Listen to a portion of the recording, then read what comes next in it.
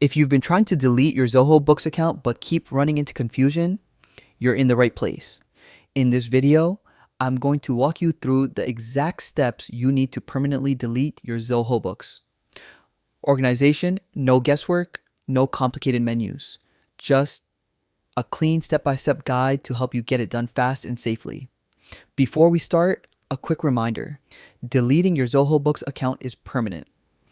Once you remove your organization, you won't be able to recover your data. So if you need invoices, contacts, or reports for future reference, make sure to download them first. All right, let's get into the process. First, open your browser and head over to Zoho Books. Click Sign In at the top right corner and log in using the account that owns the organization you want to delete. Make sure this account has the right level of permissions, usually admin access, because only admins can remove an organization.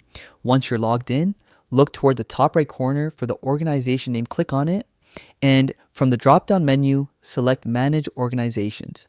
This page lists all the Zoho Books organizations under your account. Now, choose the specific organization you want to delete. Once selected, look for the Delete Organization option. Zoho may ask you to confirm a few things, like whether you've backed up your data or whether you're sure you want to continue. Read each prompt carefully and click Delete to finalize. If Zoho requires additional verification, such as entering your password or confirming through email, go ahead and complete that step. After confirmation, your organization will be permanently deleted from Zoho Books. And that's it. Simple, quick, and fully updated. If this guide helped you, make sure to like the video, subscribe for more easy tech tutorials, and drop a comment if you want a guide on any other Zoho product.